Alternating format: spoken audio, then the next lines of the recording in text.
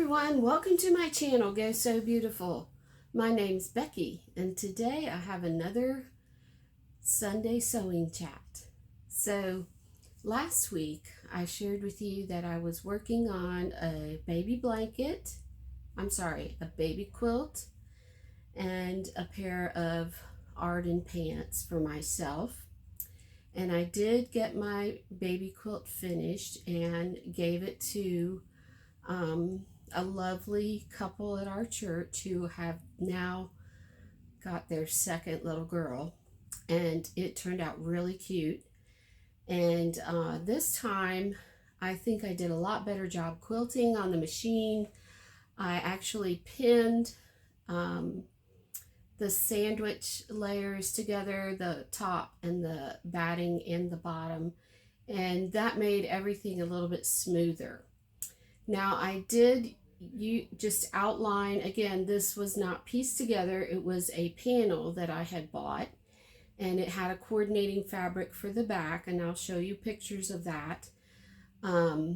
So I just outlined with machine stitching around the animals and the tree, but I felt like the leaves of the tree, or the green part of the tree, needed some more texture. So I had purchased a free motion quilting foot for my machine, and I used that to make some loops and just random little squiggles in the tree, and it does look pretty random. I'm not sure that I've used it quite correctly exactly, but I think it came out pretty cute. So I know the family is going to love it.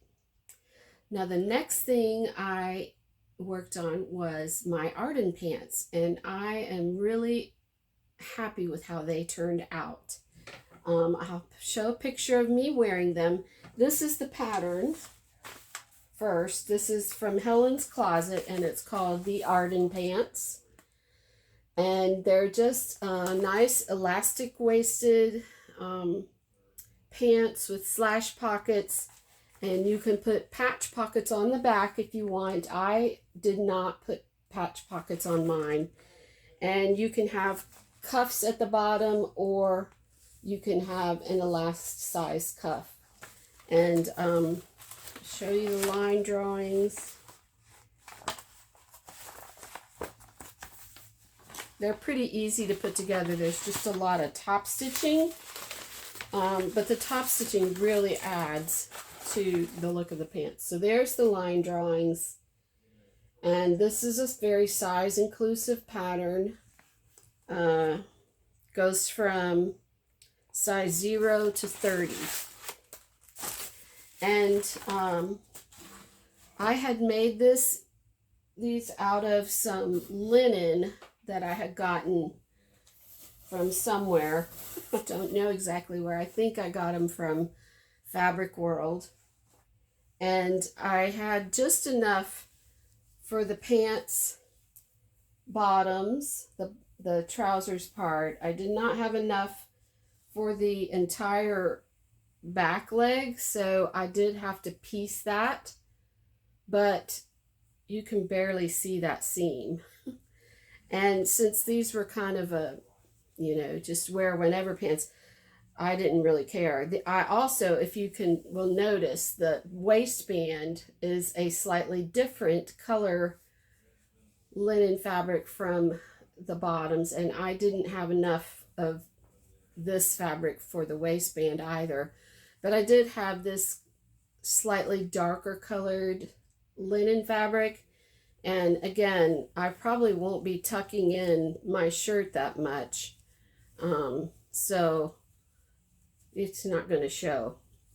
But they fit really well. I was really happy with the way they fit. They're very comfortable. I wore them this morning to church. You can see the wrinkles. And I'll put some little footage of me modeling them.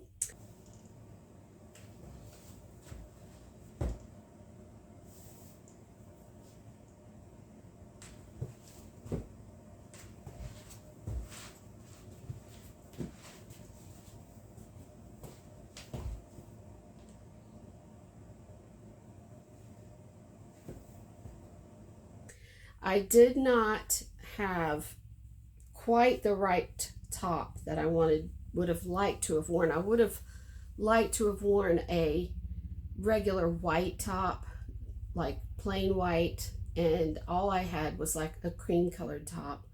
No white t-shirts, anything like that. So I just wore this ready to wear cream colored top, and that is from the Loft, I believe. And I think I'm going to try and make a shirt similar to that to go with these pants, because like I've said before, I really never figure out what exactly I need in my wardrobe until I go to put something on and I can't find anything to wear with it. So I do have what are known as some orphan outfits, meaning I have pants and I have tops, but they don't always go together. So what I think I'm going to do is I have some navy blue linen, and the top I wore is kind of a peasant style top, and I have a couple of patterns I could use for that, but I think I'm going to use this one from Itch to Stitch. It's called the Galicia top, and I apologize, but my printer was running out of ink, and so you see those pink lines, but it's really cute. It's got raglan sleeves. It does have a gathered neckline and cuffs. And this one, actually, the difference between this one and the one I wore with today is that it buttons down the back. Here are the line drawings. So you can see it has a gathered neckline, and it also has darts, but it's waist darts, but it says they're optional. So I may leave those out. I don't know. But I purchased this pattern a while ago, when it first came out, and thought it was very attractive. It does have 3/4 length sleeve option and a long sleeve option.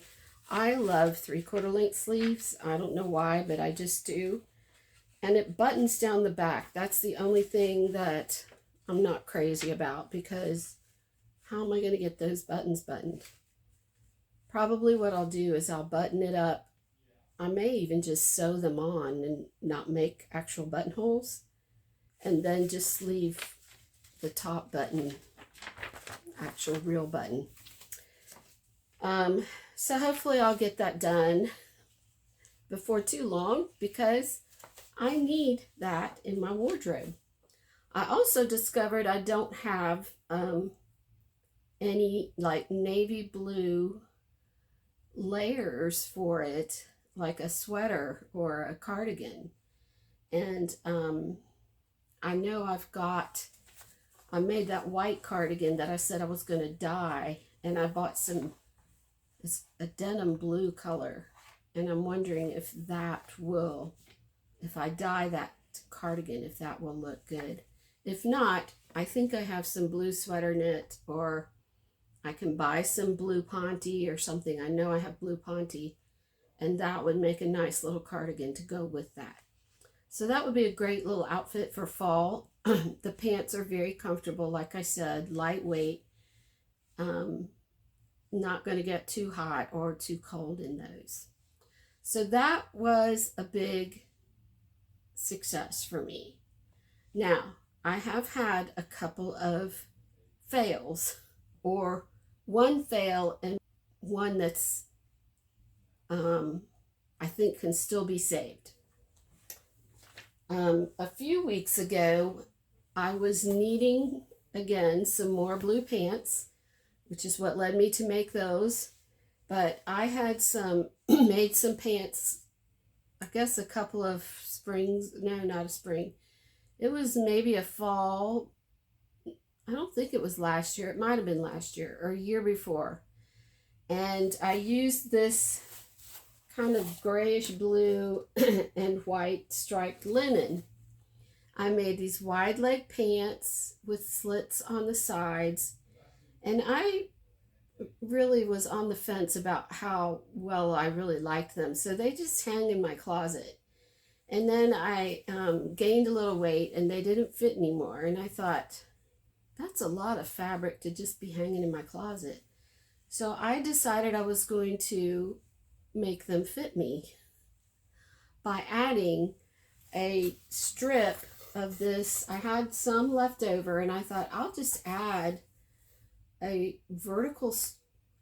horizontal stripe down the side of the pants on either side. And I thought, well, that'll look really cute. So I took the waistband off because it had an attached waistband.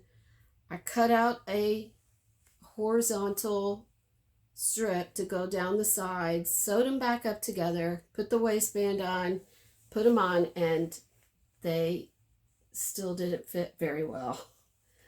So then I thought, okay, I need to add a little bit to the back because the waistband was dipping down too low because my bottom was a little bit bigger than it was when I originally made the pants. And so I tried to add a little yoke. Did that, put them on. They looked really stupid. So I was like, okay, let's go back to the drawing board and just start over. Took these pants completely apart, sewed them back together with, I forget what addition I made. I think I just made that strip on the side a little bit narrower and put them on, and they still looked silly to me. I didn't like them. So I was going to take them apart. I took them apart again the third time, and then I said, what am I doing? I don't think I even really like this fabric anymore. So I've rolled it up onto this fabric foam core board that I use, and now I don't know what to do with it. I know I could probably make a skirt with it, but it's like I said, I am no longer in love with this fabric. In fact, I think I hate it because I've had to try and fix it so many times. Does that ever happen to you? Do you fall out of love with fabrics that you thought you loved and couldn't live without? I'm sure it happens from time to time, but frankly, I love most of the fabric I have. It's just that I haven't made it up in anything. And sometimes the fabric I love gets made up into things that I don't like. Like that shirt, for instance. Anyway, never mind. This is going to be donated. I'm not sure where, but I don't want it. I'm done with it. I want to make things that I love, that fit right the first time, and look good on me. And the Arden pants look good on me. So I'll probably be making more of those. Now for the Can This Shirt Be Saved? Yesterday, I knew that I needed a top to wear with my new Arden pants that I had made. And I started looking and really didn't find much. Although I didn't see the off-white blouse that I ended up wearing today. But I did think maybe this one will work. I had made Simplicity 8601 and I pretty much had finished it. And it was a little snug and I really didn't like, it's got this tie front, okay? Here are the line drawings. And I had some fabric that I even cut on the bias, which I probably will never do again. But I didn't like the way the shirt fit, and I thought, you know, that might go. This shirt might go. This is the shirt right here. Might go just fine with those pants. It kind of goes. I don't know. The colors aren't quite the same. Anyway, I thought I am going to rescue this shirt And my first thought was, I'll just take the seams apart and let them out. Well, I had made French seams. So, and I had hemmed it. So I had to take the hem out, take the French seams out. And then I looked and I was like, well, this center front seam, it's got a center front seam and a center back seam. So I thought, well, I'll let those seams out too, which meant it had a facing, and then I had to take the facing out of the neckline. So basically, I pretty much completely took this apart. And this fabric is very, very thin. I guess it's a linen, or maybe it's a cotton lawn with this little pretty embroidered stripe. I let all the seams out and sewed them back together. And then I thought, I don't want to put that facing back on there. So I decided to use bias tape around the neckline. Easy peasy, right? Well, it kind of hangs out a little bit. And I thought, it's not that big a deal. I can live with it. But for some reason, this slot opening or keyhole opening in the back, when I'm wearing it, gapes.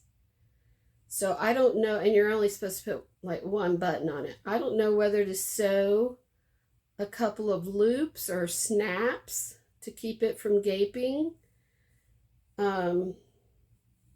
But I got it all sewn up, and I decided too that I did not like the tie in the front, so I was just going to, I put the seam all the way down, and I haven't done it yet, but I'm going to level the hem off with the back and either just make it like a little flare at the bottom, or I may even put a little casing in it with the drawstring, because that might look good. But anyway, I kind of quit after I got it all put together and tried it on because my hands were tired.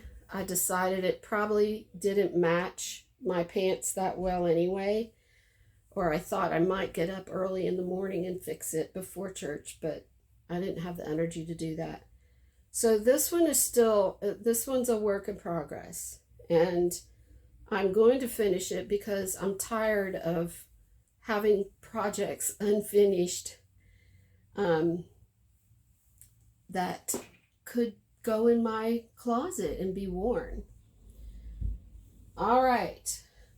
My last thing that I had planned to do was clean up my piles and organize my sewing room because I couldn't find any navy blue thread.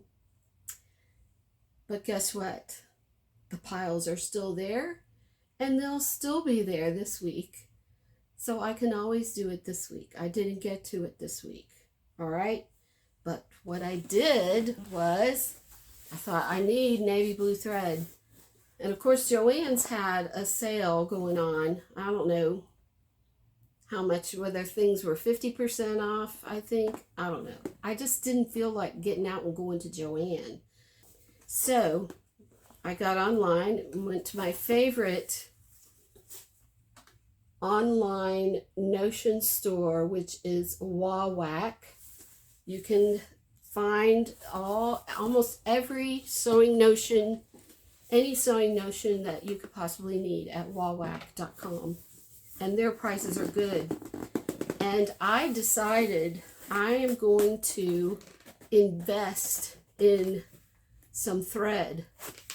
So look what I got. I got 25 spools of their basic thread packs. And it not only has this shade of like kind of a, it's not exactly royal blue. I guess it is royal blue. It's got light blue, and it's got this beautiful dark navy blue. So I now have 25 of their basic color spool pack, basic color pack. And it wasn't super cheap. It was, I think $99.95, but you get free shipping for orders over $50. I think that's what it is. Shoot, now I can't get this back in here. Anyway, I thought, you know what? This may solve, I'm going to never need to buy thread again. Because these have 1,000 yards of thread on them. I forget. Let's see what it says. Oh no, 1,093 yards, 1,000 meters. And I think each spool ends up at $99.95, is about $4.98 a spool. And I thought, that's kind of pricey. Or maybe it was $3.98. Let's see. It's about almost $100 divided by 25, so that's 4. So each spool is about $4. And these spools that you buy at Joann's have 500 meters. So these ones that are about half as big probably cost about $2.98 or $3.98 a spool at Joann's. I don't know. And so maybe if I had gotten them on sale, it would be equivalent, but I just thought that was a good deal and a good way to get thread. I could never buy that much thread at Joann's, so I went for it. Let's see, what are my plans for this week? I'm going to try and get to the piles, and I'm going to try and make something to go with those pants. A blue linen top, probably. And I don't know what else. I'm enjoying being in my sewing room, and I hope to get some more things made up to show you next week. So anyway, that's it for me today. I hope you all have a wonderful week sewing, and leave a comment if you like. Please hit the thumbs up button if you like this video, and consider subscribing and hitting the notification bell so you can see when I upload new videos. I really love your comments, and anyway, I hope you all have a great week. Go sew beautiful. Bye-bye.